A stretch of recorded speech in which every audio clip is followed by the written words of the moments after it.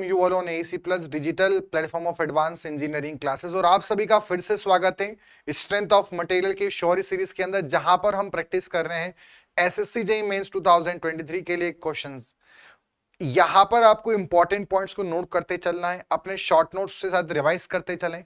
पर अगर आपको कांस्टेंट सपोर्ट की रिक्वायरमेंट है तो एसी प्लस एप्लीकेशन पे practice plus revision batch available है, उसे आप ज्वाइन कर सकते हैं, जहां आपको मिलेगा लेक्चर मॉड्यूल्स, साथ में प्रैक्टिस सेशंस, टेस्ट सीरीज और साथ में जो पीडीएफ रहेंगे उनको आप डाउनलोड कर सकते हैं। सेशन को आगे बढ़ाते हैं। Lecture number 15 theory of column के क्वेश्चंस हम यहां पर प्रैक्टिस करेंगे। पहले क्वेश्चन पे चलते हैं। सबसे पहला क्वेश्चन यहां पर है, which one of the following pair is not correctly matched. ठीक है, तो आइलर बकलिंग लोड जो फॉर्मूला है वो है पाई स्क्वायर ई आई के अपॉन में इफेक्टिव लेंथ का स्क्वायर। अब आपको इसके लिए इफेक्टिव लेंथ पता होना चाहिए। तो इफेक्टिव लेंथ जो यहां पर होता है, अगर एक्चुअल लेंथ को एल मान ले तो बोथ एंड पिन है, मतलब हिंज्ड है तो एल ही होता है, फिक्स्ड है तो L/2 होता है, फिक्स्ड और फ्री है तो 2L होता है, और फिक्स्ड और पिन है तो L/√2 होता है। अब अगर देखें तो पिन है तो यहां पर एल स्क्वायर आ जाएगा, तो pi square E I upon L square सही ऑप्शन है। यहां पर L/2 है, 2 का स्क्वायर 4 बनेगा, ऊपर जाएगा तो 4 आ जाएगा, ये भी सही है। यहां 2L है, 2L का स्क्वायर मतलब 1/4 बनेगा और 1/4 0.25, ये भी सही है। बट यहां L/√2 है तो इसका स्क्वायर बन होगा तो 2 बनेगा, 2 ऊपर जाएगा तो यहां पर 2 आना चाहिए, मतलब सही क्या होता है 2 pi E I upon L square, मतलब ये ऑप्शन गलत है। Next is the resultant cuts the base of the circular column of diameter d with an eccentricity equal to d/4। ठीक है, एक सर्क्यूलर कॉलम है और d/4 पर लोड पास हो रहा है इस इसेंट्रिसिटी पर। रेशियो बताना है मैक्सिमम कंप्रेसिव और मैक्सिमम टेंसाइल पर। तो अगर देखिए कॉलम की अगर सर्क्यूलर है तो जो कोर होता है वो होता है कोर इसेंट्रिक d/8। अगर इससे लोड पास होता है तो कंप्रेसिव स्ट्रेस तो कुछ भी आ सकता है, बट टेंसाइल 0 होता है। तो ऐसे केस में रेशियो पूछेंगे तो आंसर इंफिनिटी होगा, बट यहां पर ई d/8 नहीं, d/4 है, उससे भी ज्यादा, मतलब टेंसाइल स्ट्रेस आएगा कुछ ना कुछ। मैक्सिमम कंप्रेसिव की बात करें तो फॉर्मूला होगा P/A प्लस P/Z, और टेंसाइल वाला होगा P/A माइनस P/Z। इसको अगर हम देखें तो एरिया कितना सर्कल का होता है P/π/4 d square plus P/π/32 d cube, ये हो गया सेक्शन मॉड्यूलस। ऐसे यहां पर सेम इसको हम लिख सकते हैं 4P/πd square plus 32P/πd cube, और सेम यही चीज माइनस साइन के साथ। ऊपर से 4P/πd स्क्वायर कॉमन, यहां से भी common, 1 plus 8E/d 1 minus 8E/d, ये कैंसिल हो गया। E की वैल्यू कितनी d/4, तो d से d कैंसिल, तो 1 प्लस 8/4 मतलब 1 प्लस 2, और 1 माइनस 2 मतलब 3/-1। माइनस क्यों आ रहा है? क्योंकि टेंसाइल स्ट्रेस को हम नेगेटिव से रिप्रेजेंट कर रहे हैं, इसलिए कंप्रेशन और टेंसाइल का रेशियो नेगेटिव आएगा। बट अगर मैग्नीट्यूड वाइज देखें तो आंसर क्या होगा 3:1। सो correct answer will B A option 3। Next question पर आते हैं। अगला क्वेश्चन है, इसमें हमें लिस्ट 1 लिस्ट 2 में मैच करना है। शेयर सेंटर वह इमेजिनरी पॉइंट है जहां से लोड पास हो तो टॉर्शन नहीं आता है, मतलब ट्विस्टिंग नहीं होता है, A4 से मैच होगा। प्रिंसिपल प्लेन पर शेयर स्ट्रेस 0 होते हैं, फिक्स्ड एंड पे डिफ्लेक्शन स्लोप 0 होता है, और मिडिल 1/3 रूल से अगर लोड पास हो रेक्टेंगल, स्क्वायर और आई सेक्शन के अंदर तो टेंसाइल स्ट्रेस कुछ नहीं आता है। मतलब A4 से मैच हो रहा है, बी वाला 3 से मैच हो रहा है, सी 2 से मैच हो रहा है, D1 से, मतलब ए ही सही ऑप्शन है यहां पर।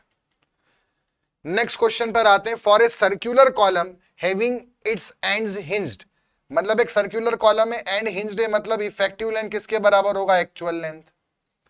स्लैंडरनेस रेशियो मतलब इफेक्टिव लेंथ के अपॉन में आर मिनिमम का रेशियो हमें दे रखा है 160। अब इफेक्टिव लेंथ ही एक्चुअल लेंथ है तो L अपॉन आर मिनिमम कितना हो गया? ये 160 हो गया।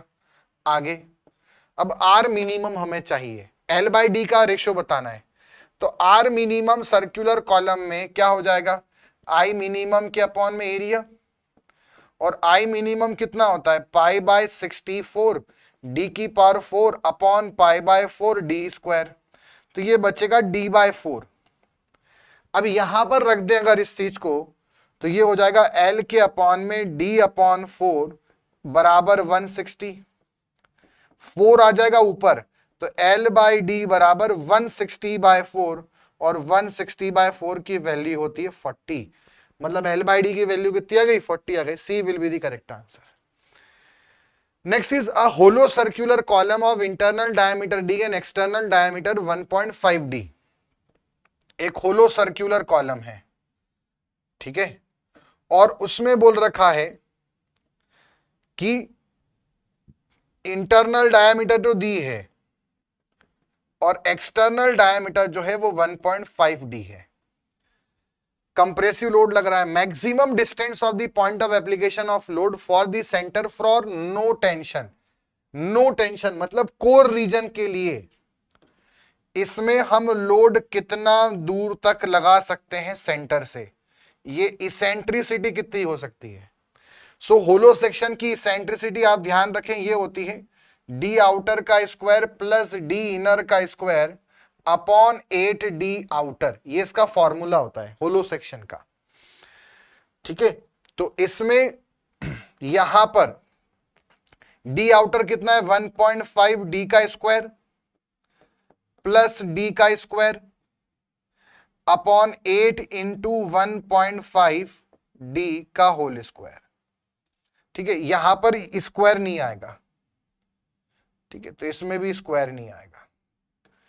इसको जब सॉल्व करेंगे तो ये हो जाएगा 2.25 प्लस 1, ठीक है, 2.25 प्लस 1, और यहां आ जाएगा डी स्क्वायर, और इसमें आ जाएगा 8 इंटू 1.5, 1.5 मतलब 3/2, तो 24/2, 8 3 जा 24/2, और ये डी आ जाएगा। इस डी से ये डी कैंसल, तो ये आ जाएगा हमारे पास 3.25 अपॉन 24/2। 3.25 को हम क्या लिख सकते हैं 3 प्लस 0.25, और 3 प्लस 0.25 मतलब 3 सही 1/4, ऐसा भी बोल सकते हैं। तो ये हो जाएगा 3 4 जा 12, 12 प्लस 1 13/4, तो ये आ जाएगा हमारे पास 13/4 अपॉन 24/2, 2 से ये कैंसल, मतलब ये आ जाएगा 13 के अपॉन में 48 will be the correct answer. 13/48 तो बी आंसर है, और यहां पर डी है तो ये डी भी आ जाएगा, तो 13d के अपॉन में 48। मैच लिस्ट 1 विद लिस्ट 2, यहां पर सेक्शंस हैं और यहां पर अलग अलग कोर के शेप हैं, तो नो टेंशन कंडीशन के लिए हमें सही कोड सिलेक्ट करना है। देखिए रेक्टेंगुलर सेक्शन का जो होता है रोम्बस होता है, स्क्वायर का कोर शेप स्क्वायर ही होता है, होलो सर्कल का सर्कल होता है और सर्कल का भी सर्कल ही होता है, और आई सेक्शन का भी रोम्बस होता है, ठीक है। तो इसलिए ए मैच होगा 3 से, तो ए मैच हो गया 3 से, फिर बी मैच होगा 3 से, वो भी 3 से मैच हो गया, सी मैच होगा 1 से, ये 1 से हो गया, और डी 5 से, so B will be the correct answer. इतने सेक्शंस के मेनली आपको ध्यान रखने हैं, रेक्टेंगल का रोम्बस, आई सेक्शन का रोम्बस, होलो सर्कल का सर्कल, स्क्वायर का स्क्वायर और सर्कल का भी circle. Next is a short column of external diameter d1 and internal diameter d2 carries an external load w। एक शॉर्ट कॉलम है, circular column है, diameter d1, internal diameter d2, eccentricity कितनी होगी, तो ये अभी हमने देखा है d आउटर का स्क्वायर प्लस d इनर का स्क्वायर, और यहां पे आ जाएगा 8d आउटर। सो एक्सटर्नल हमारे पास d1 है, तो इसको हम बोल सकते हैं d1 का स्क्वायर प्लस d2 का स्क्वायर अपॉन 8d1, ठीक है। तो d1 का स्क्वायर प्लस d2 का स्क्वायर अपॉन 8d1, मतलब C will be the correct answer. Next is if rho is the specific gravity of material used in the designing of the masonry dam triangular section, then the ratio between height and base width of the dam for structural stability and safety. तो इस question को आप as a fact based याद रखें। अगर triangular section का dam है तो हाइट बाय बेस विड्थ का जो रेशियो है for safety, it should directly be proportional to under root rho. Material की जो स्पेसिफिक ग्रेविटी है उसके डायरेक्टली प्रोपोर्शनल होना चाहिए हाइट बाय बेस का ratio. So correct answer will be B, directly proportional to under root rho. Question में है एक टाई बार है 20 बाय 10 mm, विड्थ है 20 और डेप्थ है 10 mm। लोड लग रहा है टेंसाइल लोड 1 किलो न्यूटन का, मतलब यहां से एक लोड पास हो रहा होगा 1 किलो न्यूटन का, ठीक है। Under this load the maximum intensity of the stress over the mean value will increase by, कि इसमें जो लोड है वो एक्चुअल में सेंटर से 1 mm की दूरी से पास हो रहा है, ठीक है, इतनी सेंट्रिसिटी पे पास हो रहा है। तो जो मैक्सिमम स्ट्रेस आएगा वो एवरेज स्ट्रेस के तुलना में कितना ज्यादा होगा। देखो एवरेज स्ट्रेस का फॉर्मूला कितना होगा, पी के अपॉन में बी डी, और मैक्सिमम का फॉर्मूला कितना होगा, पी के अपॉन में A plus P into E upon Z. क्योंकि एक तो जब इस स्ट्रेस ये एक्सियल ये सेंट्रिक लोड लग रहा है, सीजी पे ट्रांसफर करेंगे तो एक्सियल लोड आएगा पी बाय ए, और साथ में आएगा बेंडिंग स्ट्रेस, तो पी बाय जेड। मैक्सिमम कब होगा, जब दोनों का नेचर पॉजिटिव हो।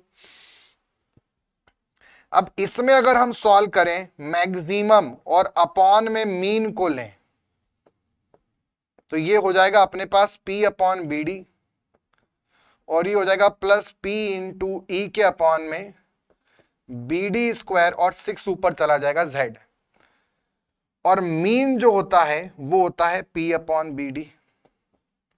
यहां से कॉमन लेंगे, P कॉमन लेंगे, बी डी कॉमन लेंगे, तो अंदर बचेगा 1 प्लस 6 इंटू ई अपॉन, ठीक है, और अंदर बचेगा D, और नीचे भी कितना है P अपॉन बी डी जो मीन स्ट्रेस है, ये कैंसिल हो गया, तो ये आ गया 1 प्लस 6, और E कितना है, E दे रखा है 1 mm, और डेप्थ कितनी दे रखी 10 mm, तो ये 10 हो गया, तो ये आ गया 0.6 मतलब 1.6। अब दोनों का मैक्सिमम और मीन का रेशियो कितना है 1.6, तो परसेंटेज में कितना होगा, परसेंटेज में होगा 160%, डेसिमल में 1.6 से परसेंटेज में 160%। तो यहां पर पूछा है कितना बढ़ेगा, तो अगर 160% है तो एक्स्ट्रा कितना है 60%, so C will be the correct answer. Next question is a column base is subjected to movement. एक कॉलम बेस है, उस पर साथ में क्या हो रहा है, मूवमेंट लग रहा है। एक हमने कॉलम बेस ले लिया और इस पर कॉलम बेस पर एक्सियल लोड के साथ में मूवमेंट भी आ रहा है। तो अब अगर जब इसका स्ट्रेस डिस्ट्रीब्यूशन डायग्राम बनाएंगे तो एक तो कंप्रेसिव स्ट्रेस आएगा पूरे में हर जगह same, direct stress P upon A का, और साथ में एक बेंडिंग स्ट्रेस आएगा।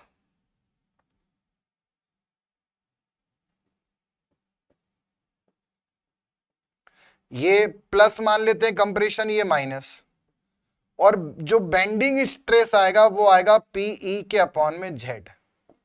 अब आगे क्वेश्चन क्या बोल रहा है, तो अगर एक्सियल लोड से जो स्ट्रेस है वो मूवमेंट वाले स्ट्रेस के बराबर है, मतलब ये जो डायरेक्ट स्ट्रेस आया ये बेंडिंग स्ट्रेस के बराबर है, तो फाइनली आपका डायग्राम का नेचर कैसा बनेगा, इन दोनों का रिजल्टेंट डायग्राम कैसा बनेगा।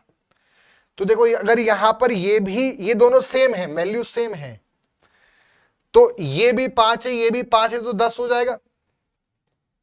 मतलब यहां पे तो मैक्सिमम कंप्रेशन आ जाएगा, दोनों ऐड हो जाएंगे, और ये 5 कंप्रेशन 5 टेंशन 0 हो जाएगा।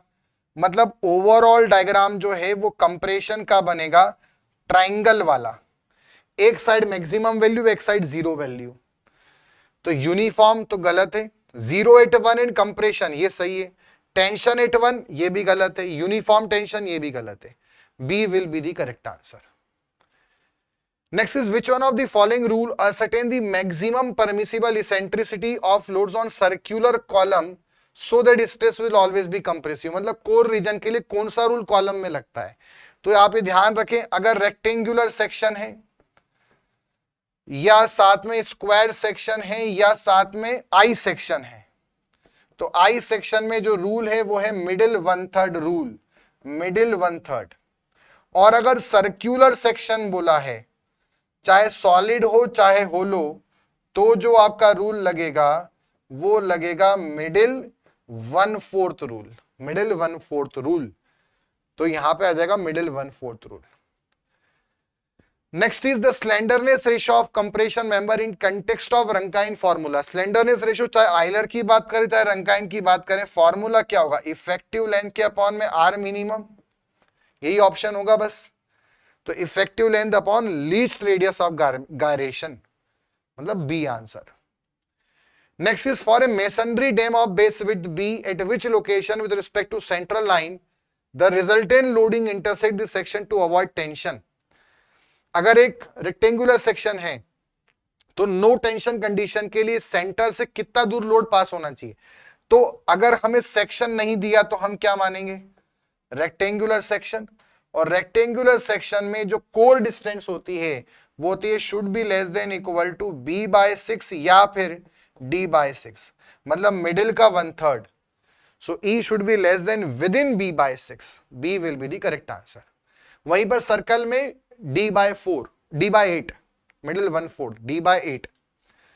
If the Euler load for a steel column is 1000 kilonewton and crushing load is 1500, Rankine load कितना होगा? रंकाइन की जो इक्वेशन होती है वो होती है 1/PR बराबर 1/P प्लस 1/PC। अब आयलर लोड कितना है? 1000 और ये कितना है? 1500। एलसीएम लेंगे तो ये 100 बन जाएगा, अंदर बचेगा 1/10 प्लस 1/15 और ये हो गया 1/PR। यहां से एलसीएम लेंगे तो ये आ जाएगा 30, तो ये हो जाएगा 3 प्लस ये आ जाएगा 2 और इनटू में 1/100। ठीक है, तो जब हम पीआर निकालेंगे तो पीआर की वैल्यू कितनी आ जाएगी? 3000 डिवाइडेड बाय 5, तो ये आ जाएगा 600 kilo newton will be the Rankine load. तो रंकाइन लोड कितना आ गया? 600। खाली रेसिप्रोकल करके एलसीएम लेना है, D will be the correct answer, है ना। 1/PR बराबर 1/P प्लस 1/PC, तो रेसिप्रोकल करके सम करना है। Next is if two springs of stiffness K1 and K2 are connected in series. ये ध्यान रखिए, अगर क्वेश्चन स्प्रिंग से है और स्प्रिंग में अगर स्प्रिंग सीरीज में कनेक्टेड है तो जो इक्विवेलेंट स्टीफनेस होती है वो होगी 1/K बराबर 1/K1 प्लस 1/K2। मतलब क्या बन जाएगा? जो इक्विवेलेंट स्टीफनेस है वो बन जाएगी K1 K2 upon K1 plus K2। ठीक है, वहीं पर अगर स्प्रिंग जो है वो पैरेलल कॉम्बिनेशन में अरेंज्ड हैं तो जो इक्विवेलेंट स्टीफनेस है वो होगी K1 प्लस K2। ये ध्यान रखना है। अभी क्या पूछा है? स्टीफनेस K1 सीरीज में है तो क्या होगा? K1 K2 upon K1 plus K2, A will be the correct answer. Next is two closed spring of stiffness K and 2K are arrange in series. ठीक है, सीरीज में अरेंज्ड है, एक की स्टीफनेस K है एक की 2K है, तो ratio of in one case, एक केस में सीरीज में है and in other case parallel, और वही पैरेलल में भी है, तो रेशो क्या बनेगा? Series to parallel.